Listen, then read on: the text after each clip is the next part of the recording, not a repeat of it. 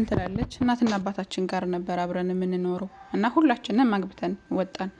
አግብተን ስንወጣ አንድ 6 ነበርን። ከ6ቷ አንዷ አባቴ ሳይፈቅድላት ወይም ደግሞ አባቴ ያገባችውን ባል አይወደውም ነበር። አልወደውም ቢላትም እሷ ግን እምቢ ብላ አገባች።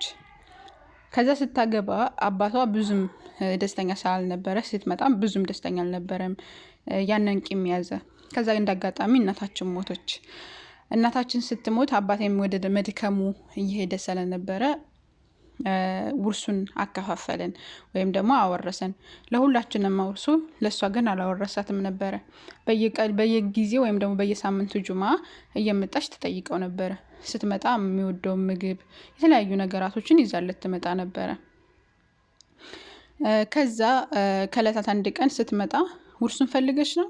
ውርስ ፈልገሽ ከሆነ ውርስ የለም፣ ለወንድሞችሽ ሁሉ አከፋፍያቸዋለሁ፣ ለእህቶችሽ አከፋፍያዋለሁ ምናምን ሲላት፣ አባቴ እኔ አንተን ደህንነት ነው እንጂ የምፈልገው በፍጹም ያንተን ገንዘብ አይደለም እና አንተን ጤንነትህን ነው የምፈልገው፣ አንተ ሰላም እንድትሆን ብቻ ነው የምፈልገው ምናምን ብላ ወጣች ማለት ነው። ከዛ እህቷ ጋር ስለነበረች ለዛ ያራ ማለት የነበረችው ነገር ግን ምን አድርጋችሁ ነው ያለውበትን ሁኔታ ታውቃላችሁ። ባሌም ደግሞ ምንም አይነት ገንዘብ እንደሌለው ታውቃላችሁ። ምግብ ለመመገብ ራሱ በጣም ተቸግረን እንደምንመገብ ታውቃላችሁ። እና ውርስ እንዴት ነው እሱ ሲያወርስ እናንተስ ዝም ያላችሁት ምናምን ብላ አለቀሰች።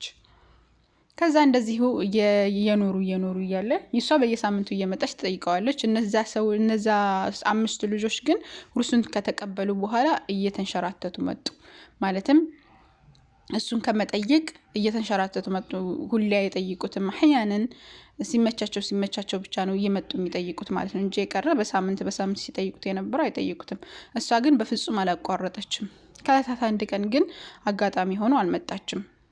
አንዷ እህቷ መታ ስለነበረ ፉላን ለምን ቀረች ብሎ ሲጠይቅ አባትየው ቅር አለ። ምክንያቱም ስላልመጣች ሁሌ ስለምትመጣ ስለነበረ ቀርታ ስለማታውቅ ለምን ቀረች ምናምን ብሎ ሲጠይቃትኝ እስኪ እንደውልላት ምናምን ብላ ስትደውልለት ያች አንዷ ልጇ ማለት ነው ስትደውልላት ለዚህኛይቱ ከዛ በኋላ ላውድ አድርገው ነበር። እሷ አታውቅም።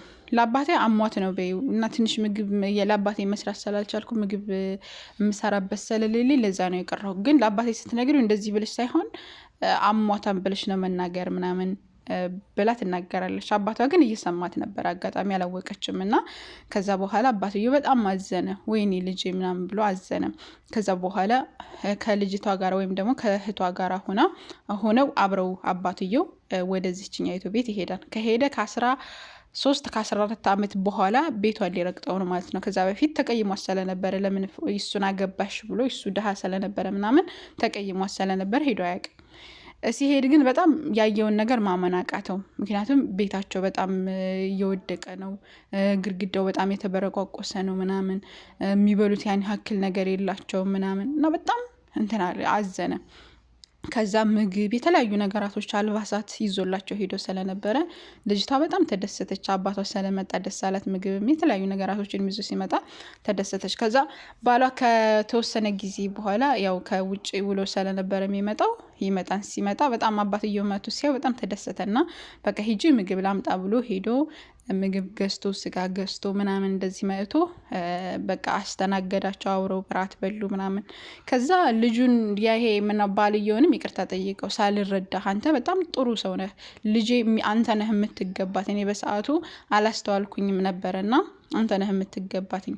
ያንን ሁሉ እያደረግኩ ከውርስ እንኳን ሳልሰጥ እንደዚህ ያኔ ጊዜ እንኳን ሰጥቻቸው አንድ ቀን እንኳን ዙሬቻቸው አላውቅም። ግን አንተ ግን ሚስትህን ምግብ ያንን ሁሉ ምግብ እየሰራች ስትመጣ ራሱ አንድ ቀን ከልክለሃት አታውቅም። እንደውም ይበልጥ እሷን እያበረታታህ ነበር እኔ እንድጠይቅ ስታደርግ የነበረውና በጣም አመሰግናለሁኝ ብሎ ያመሰግነዋል ማለት ነው። ባለቤቷንም እሷንም በጣም ተደሰተ። ከዛ በኋላ ያው ስህተቱን አስተካከለባት። ይሁም አብረው እየተጠያየቁ መኖር ጀመሩ። ከዛ መሽሩዕ ከፈተላቸው፣ የሆነ ንግድ ቤት ምናምን ከፈተላቸው። ከዛ በኋላ ደስተኛ ሆኖ መኖር ጀመሩ ማለት ነው። ከዚህ ነገር የምንማረው ምንድነው? ቤተሰቦቻችን በእኛ በብዙ ነገራቶች ሳይረዱን ራሱ ሊቆጡ ይችላሉ፣ ሊናደዱ ይችላሉ።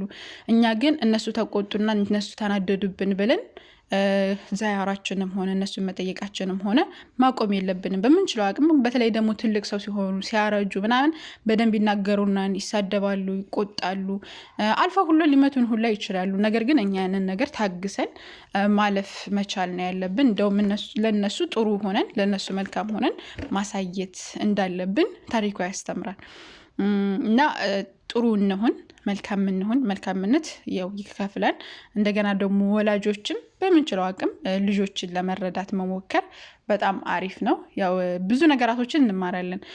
ሌላው ደግሞ የምንረዳው ነገር ምንድነው? አንድ ሰው በህይወት እያለ ማንኛውንም ነገር አድርጉለት። ማንኛውም ነገር ከሞተ በኋላ ወይኔ ወይኔ ማለት ምንም ጥቅም የለውም። ካለ በህይወት እስካለ ድረስ ግን በቃ ጥሩ ነገራቶች አሁን እነዚህ በህይወት በቃ ተደራረሱ። ምክንያቱም አሁን ይሄ ይቺ ልጅ የሆነ ነገር ሆና በአጋጣሚ ሙታ ቢሆን ከዛ በኋላ ቢረዳ ምናምን አባትየው በጣም ይጸጸት ነበር እና ነገር ግን ያው በህይወት እያለች ደረሰና ስለዚህ እንደዚህ አይነት ነገራቶችን ጥንቃቄ ማድረግ አለብን። ቤተሰቦቻችን፣ ጓደኞቻችን፣ ከአጠገባችን ያሉትን ሰዎች በህይወት እያሉ ለማስደሰት መሞከር አሪፍ ነው። አላሁ አዕለም። ሰላም አለይኩም።